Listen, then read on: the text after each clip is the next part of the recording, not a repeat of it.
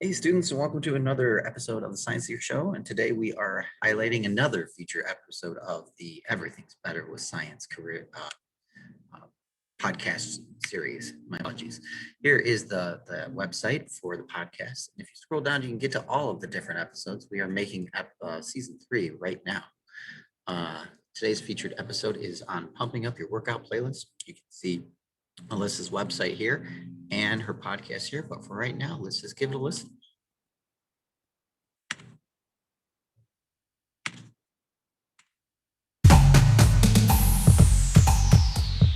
Welcome to Everything's Better with Science, Season 2, Episode 8, Pumping Up Your Workout Playlist. Hello, I'm your host, Elvina. And I'm your host, Jazira. Today we have Alyssa here with us to talk about the correlation between music and exercise. We are so excited to have you here. I'm excited to be here. So we know that your project is all about music and exercise, but tell me, where did you get your inspiration for this project? Well, you see, I love to dance, and I have been dancing since I was around 2. I also play the violin and have been playing since 5th grade. Music is definitely part of my life for these reasons. The idea for my project was inspired from my passion for dance. In dance, we do many difficult stretches and warm-ups that can be painful. I bet you had to do a lot of research for your project. Yes, I had to do some research. What did you find? I learned that music can help you get a better workout. Interesting. Why does music affect people when exercising? When you listen to music, it distracts your brain from pain and tiredness. I didn't know that. What about different types of music? Do different types of music affect you differently? Yes, but the type of music and the tempo of music can affect your energy while exercising. The most beneficial music can even differ depending on what exercise you are doing.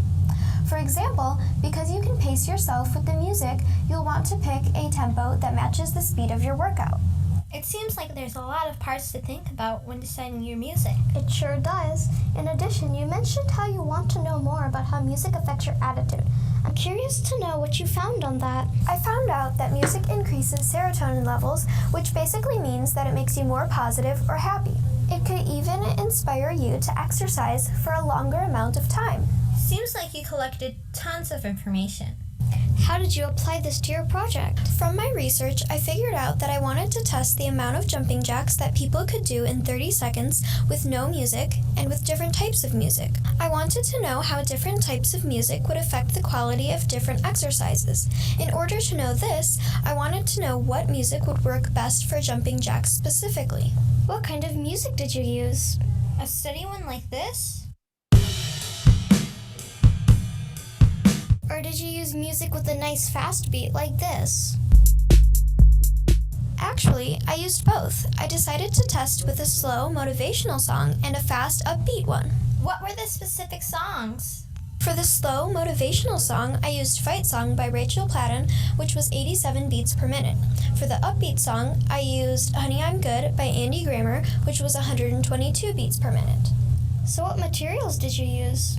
I used my Chromebook for the timer and the songs, along with pencils and paper for the test subjects to write down the amount of jumping jacks they did.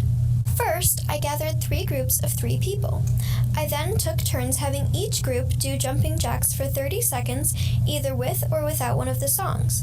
For each group, I tested with a different order of the songs so that the data would be the most accurate as possible, as even if a person got tired, which caused them to do less jumping jacks in the second or third trial, I would have other people who already did jumping jacks to that song. By the end, each of the 3 groups did jumping jacks for 30 seconds without music, with Fight Song, and with Honey, I'm Good. I think that you came up with a good way to make sure everything in your experiment was accurate as possible. Thank you. So what did you predict would be the best song? I made the hypothesis or prediction that Honey, I'm Good would be the most effective song. I also thought that Fight Song would have more effect than no music at all. How'd you figure that? Well, Honey, I'm Good was the faster, more upbeat song, and jumping jacks are among the faster-paced exercises. So, knowing that you can pace yourself with the music, I thought that the faster the song, the faster you do your jumping jacks, and the more jumping jacks you are able to do. I also thought that Fight Song would be better than nothing because it was motivational, which could make people more positive, making them able to do more jumping jacks. That makes sense. Now, I'm pretty sure we're all interested to know what song actually worked out best for this workout. The most effective song for jumping jacks was, in fact, drumroll please, Honey, I'm Good. That means your hypothesis was correct.